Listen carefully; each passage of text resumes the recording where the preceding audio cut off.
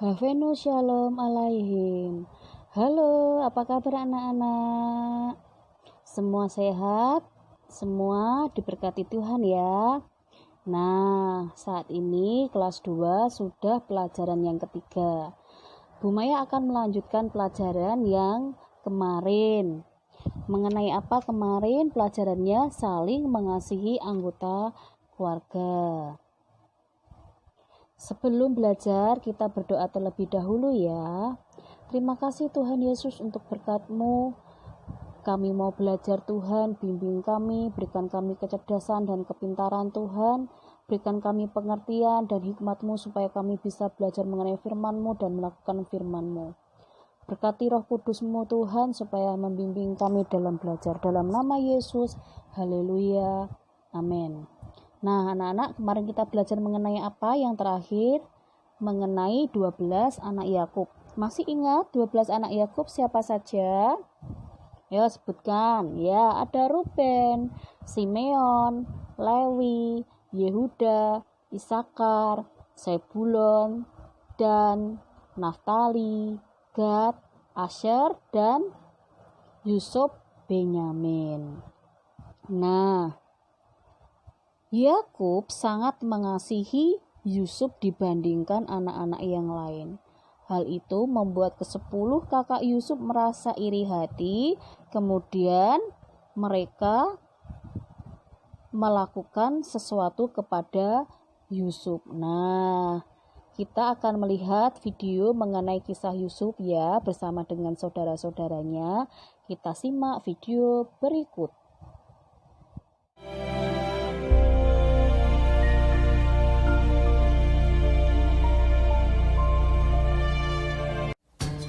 Adapun Yakub, ia diam di tanah Kanaan. Keturunan Yakub, Yusuf tatkala berumur 17 tahun, jadi masih muda, biasa menggembalakan kambing domba bersama-sama dengan saudara-saudaranya, bahwa ayahnya lebih mengasihi Yusuf dari semua saudaranya, sebab Yusuf itulah anaknya yang lahir pada masa tuanya. Dan ia menyuruh membuat jubah yang maha indah bagi dia. Maka iri hatilah saudara-saudaranya kepadanya, dan tidak mau menyapanya dengan ramah. Pada suatu kali bermimpilah Yusuf. Diceritakannya kepada saudara-saudaranya. Dengarkan mimpi yang kumimpikan ini. Tampak kita sedang di ladang mengikat berkas-berkas gandum. Lalu bangkitlah berkasku dan tegak berdiri. Kemudian datanglah berkas-berkas kamu sekalian, mengelilingi dan sujud menyembah kepada berkasku itu. Aku bermimpi pula.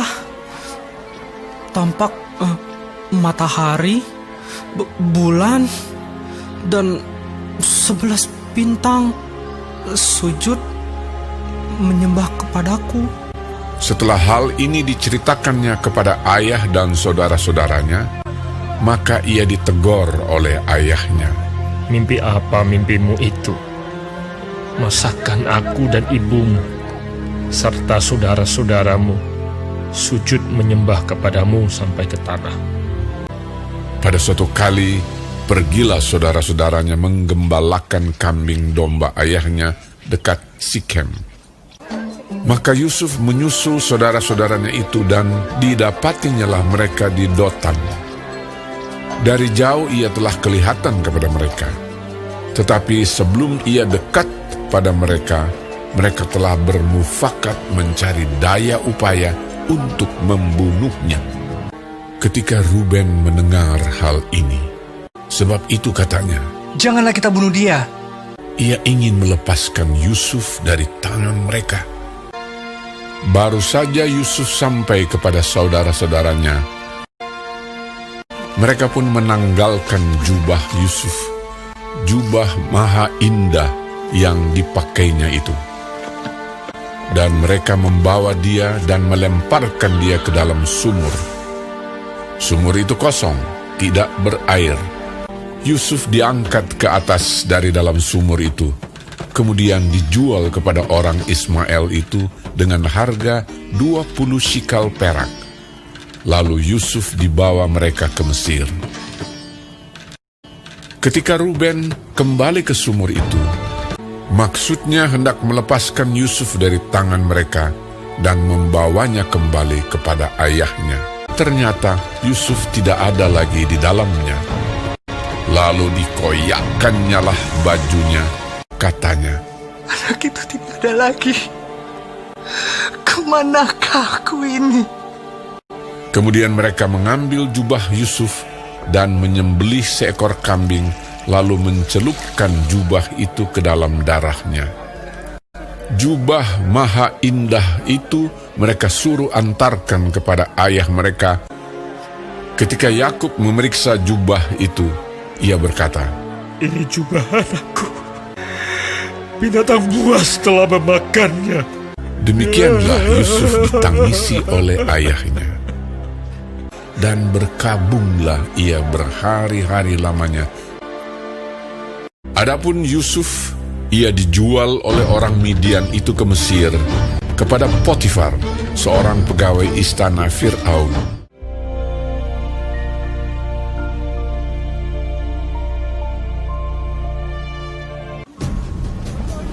Adapun Yusuf telah dibawa ke Mesir, dan Potifar, seorang Mesir, pegawai istana Fir'aun, kepala pengawal raja, membeli dia dari tangan orang Ismail yang telah membawa dia ke situ. Maka tinggallah ia di rumah tuannya, orang Mesir itu. Maka Yusuf mendapat kasih tuannya. Kepada Yusuf diberikannya kuasa atas rumahnya, dan segala miliknya diserahkannya pada kekuasaan Yusuf. Tuhan memberkati rumah orang Mesir itu karena Yusuf. Tuhan menyertai Yusuf, sehingga ia menjadi seorang yang selalu berhasil dalam pekerjaannya. Adapun Yusuf itu manis sikapnya dan elok parasnya. Selang beberapa waktu, istri tuannya memandang Yusuf. Walaupun dari hari ke hari perempuan itu membujuk Yusuf, Yusuf tidak mendengarkan bujukannya itu. Tetapi Yusuf menolak. Sebab engkau istrinya. Bagaimana mungkin aku melakukan kejahatan yang besar ini dan berbuat dosa terhadap Allah? Pada suatu hari, masuklah Yusuf ke dalam rumah untuk melakukan pekerjaannya. Lalu perempuan itu memegang baju Yusuf, tetapi Yusuf meninggalkan bajunya di tangan perempuan itu dan lari keluar. Ketika dilihat perempuan itu bahwa Yusuf meninggalkan bajunya dalam tangannya dan telah lari keluar, perkataan itu jugalah yang diceritakan perempuan itu kepada Potifar. Begitulah aku diperlakukan oleh hambamu itu.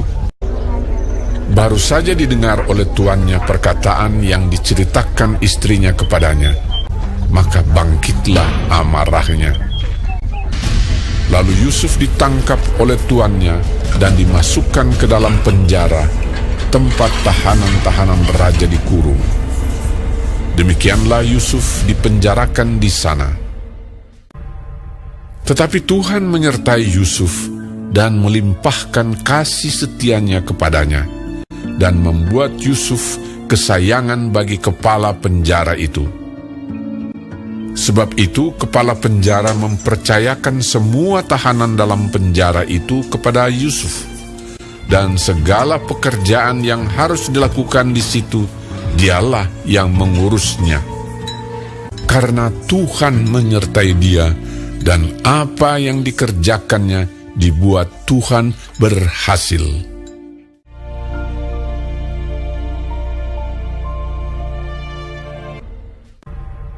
Demikianlah Yusuf dipenjarakan di sana. Tetapi Tuhan menyertai Yusuf dan melimpahkan kasih setianya kepadanya, dan membuat Yusuf kesayangan bagi kepala penjara itu. Sesudah semuanya itu terjadilah bahwa juru minuman Raja Mesir dan juru rotinya membuat kesalahan terhadap tuannya.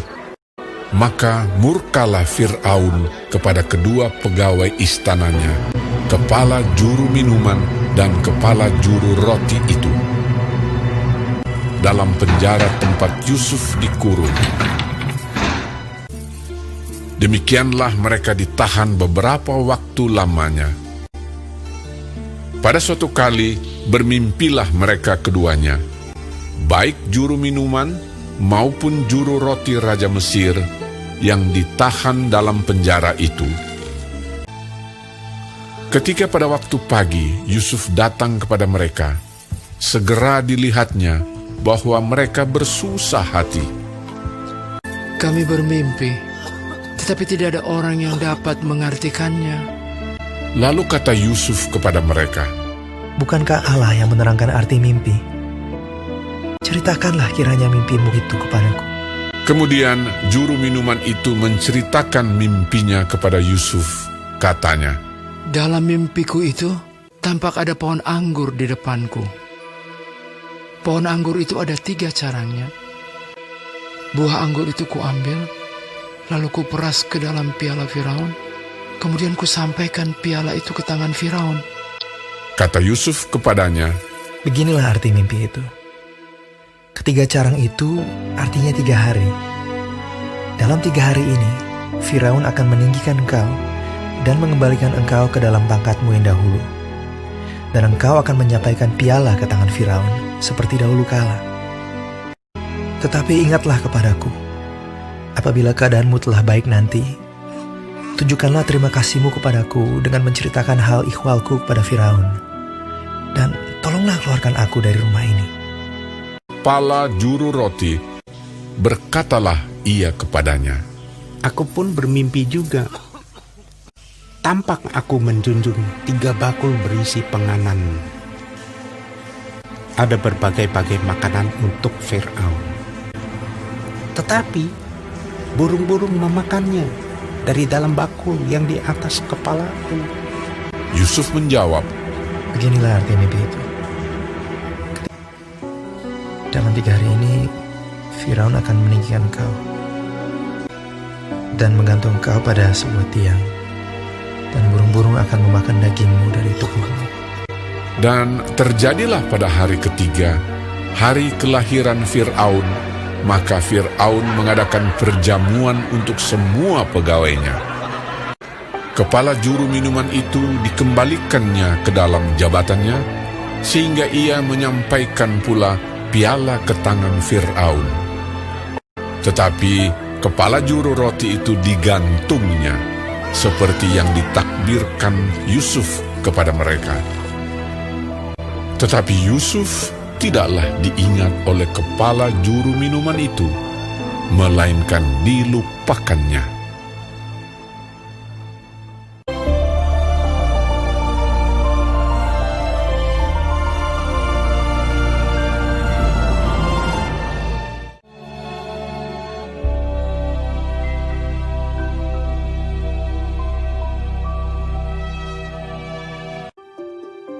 Setelah lewat 2 tahun lamanya, bermimpilah Fir'aun. Tampaklah dari sungai Nil itu keluar 7 ekor lembu yang indah bangunnya dan gemuk badannya, lalu memakan rumput yang di tepi sungai itu. Kemudian tampaklah juga 7 ekor lembu yang lain yang keluar dari dalam sungai Nil itu. Lembu-lembu yang buruk bangunnya dan kurus badannya itu memakan ke-7 ekor lembu yang indah bangunnya dan gemuk itu. Lalu terjagalah Fir'aun. Setelah itu tertidur pulalah ia dan bermimpi kedua kalinya. Tampak timbul dari satu tangkai 7 bulir gandum yang bernas dan baik. Tetapi kemudian tampaklah juga tumbuh 7 bulir gandum yang kurus dan layu oleh angin timur. Bulir yang kurus itu menelan ke-7 bulir yang bernas dan berisi tadi. Lalu terjagalah Fir'aun. Pada waktu pagi, gelisahlah hatinya. Lalu disuruhnyalah memanggil semua ahli dan semua orang berilmu di Mesir. Fir'aun menceritakan mimpinya kepada mereka, tetapi seorang pun tidak ada yang dapat mengartikannya kepadanya. Lalu berkatalah kepala juru minuman kepada Fir'aun, Hari ini ada di sana seorang muda Ibrani, hamba kepala pengawal istana itu. Kami menceritakan mimpi kami kepadanya, lalu diartikannya kepada kami mimpi kami masing-masing. Demikianlah pula terjadi. Kemudian Fir'aun menyuruh memanggil Yusuf. Berkatalah Fir'aun kepada Yusuf, Aku telah bermimpi, dan seorang pun tidak ada yang dapat mengartikannya.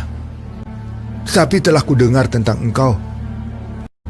Yusuf menyahut Fir'aun, Bukan sekali-kali aku, melainkan Allah juga yang akan memberitakan kesejahteraan kepada tuanku Firaun. Kedua mimpi tuanku Firaun itu sama. Ke-7 ekor lembu yang baik itu dan ke-7 bulir gandum yang baik itu ialah 7 tahun juga. Akan datang 7 tahun kelimpahan di seluruh tanah Mesir. Kemudian ke-7 ekor lembu yang kurus dan buruk, demikian pula ke-7 bulir gandum yang hampa. Maksudnya akan ada 7 tahun kelaparan. Allah telah memperlihatkan kepada tuanku Firaun, dan Allah akan segera melakukannya. Oleh sebab itu, baiklah tuanku Firaun mencari seorang yang berakal budi dan bijaksana, dan mengangkatnya menjadi kuasa atas tanah Mesir. Menimbun gandum di kota-kota sebagai bahan makanan, serta menyimpannya. Demikianlah, segala bahan makanan itu menjadi persediaan untuk negeri ini. Selanjutnya Fir'aun berkata kepada Yusuf, Oleh karena Allah telah memberitahukan semuanya ini kepadamu, tidaklah ada orang yang demikian berakal budi dan bijaksana seperti engkau. Demikianlah Yusuf dilantik oleh Fir'aun menjadi kuasa atas seluruh tanah Mesir. Yusuf berumur 30 tahun ketika ia menghadap Fir'aun, raja Mesir itu. Maka Yusuf mengumpulkan segala bahan makanan ke-7 tahun kelimpahan yang ada di tanah Mesir. Yusuf menimbun gandum seperti pasir di laut, sangat banyak. Demikianlah Yusuf muncul sebagai kuasa atas seluruh tanah.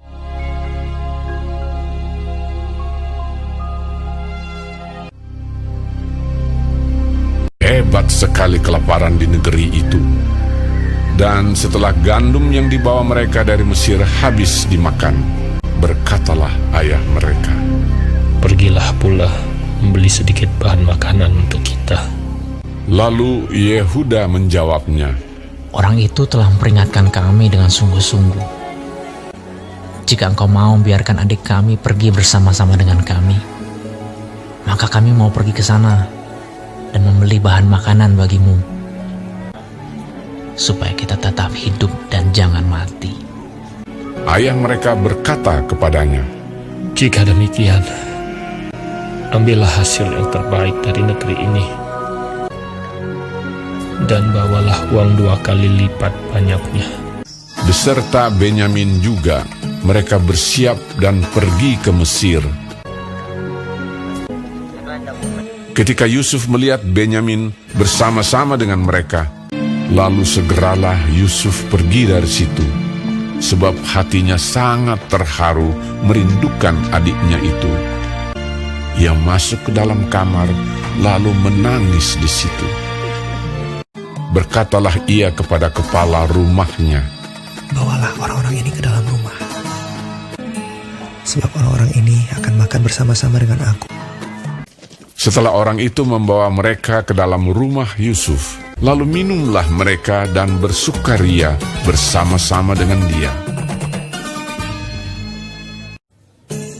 Sesudah itu diperintahkannyalah kepada kepala rumahnya, isilah karung orang-orang itu dengan gandum, dan letakkanlah uang masing-masing di dalam mulut karungnya. Dan pialaku, piala perak itu, taruhlah di dalam mulut karung anak yang bungsu, serta uang pembayar gandumnya juga. Ketika paginya hari terang tanah, orang melepas mereka beserta keledai mereka. Tetapi baru saja mereka keluar dari kota itu, belum lagi jauh jaraknya, berkatalah Yusuf kepada kepala rumahnya, "Bersiaplah, kejarlah orang-orang itu." Lalu segeralah mereka masing-masing menurunkan karungnya ke tanah dan masing-masing membuka karungnya. Dan kepala rumah itu memeriksanya dengan teliti. Maka kedapatanlah piala itu dalam karung Benyamin. Dan mereka kembali ke kota. Berkatalah Yusuf kepada mereka, "Pada siapa kedapatan piala itu, dialah yang akan menjadi budakku." Kami masih mempunyai ayah yang tua. Ayahnya sangat mengasihi dia. Apabila anak itu tidak bersama-sama dengan aku tidak akan sanggup melihat nasib celaka yang akan menimpa ayahku. Ketika itu Yusuf tidak dapat menahan hatinya lagi di depan semua orang. Dan Yusuf berkata kepada saudara-saudaranya, "Akulah Yusuf, saudaramu yang kamu jual ke Mesir." Menangislah ia keras-keras. Maka mendekatlah mereka. Yusuf mencium semua saudaranya itu, dan ia menangis sambil memeluk mereka. "Sebab untuk memelihara kehidupanlah Allah menyuruh aku mendahului kamu." Ketika dalam istana Firaun terdengar kabar bahwa saudara-saudara Yusuf datang, hal itu diterima dengan baik oleh Firaun. Lalu berkatalah Firaun, "Bawalah kereta dari tanah Mesir untuk anak-anakmu dan istri-istrimu. Jemputlah ayahmu dari sana dan datanglah kemari. Maka aku akan memberikan kepadamu apa yang paling baik di tanah Mesir." Yusuf memberikan kereta kepada mereka, juga diberikan kepada mereka bekal di jalan. Demikianlah mereka pergi dari tanah Mesir dan sampai di tanah Kanaan kepada Yakub ayah mereka. Mereka menceritakan kepadanya, Yusuf masih hidup. Bahkan dialah yang menjadi kuasa atas seluruh tanah Mesir. ketika mereka menyampaikan kepadanya segala perkataan yang diucapkan Yusuf.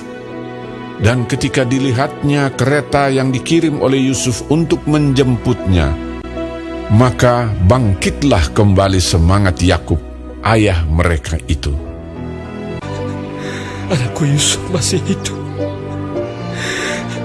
Aku mau pergi lihatnya sebelum aku mati. Nah, anak-anak sudah selesai nonton videonya ya. Dari kita melihat video tersebut, kita bisa menyimpulkan dan belajar dari kisah Yusuf dan kakak-kakaknya. Yusuf tidak menyimpan dendam kepada kakak-kakaknya, dan Yusuf memaafkan mereka. Nah, kita juga harus belajar ya anak-anak ya. Kita nggak boleh menyimpan dendam kepada teman-teman atau saudara kita. Jika mereka punya kesalahan, kita juga harus memaafkan mereka. Dan kakak-kakak Yusuf pun telah menyesali perbuatan mereka. Dan kalau kita berbuat salah, kita harus meminta maaf. Yusuf beserta saudara-saudaranya hidup rukun. Nah, anak-anak, kita semua bersama kakak, adik, dan semua teman-teman harus hidup rukun. Ya, Yusuf dan keluarganya lalu pindah ke Mesir dan menempati tanah Goshen. Keluarga Yakub berkumpul dan menjadi satu lagi, karena mereka sudah saling memaafkan satu sama yang lain. Kita harus bisa mengasihi sesama, terutama keluarga. Apabila ada keluarga yang kesusahan, kita harus membantu. Nah, saling mengasihi ya. Dan kita kalau saling mengasihi, saling menghargai dan menghormati, maka akan tercipta kedamaian dan kerukunan. Nah, anak-anak, kita harus belajar dari kisah Yusuf tadi supaya apa? Memaafkan, mengampuni.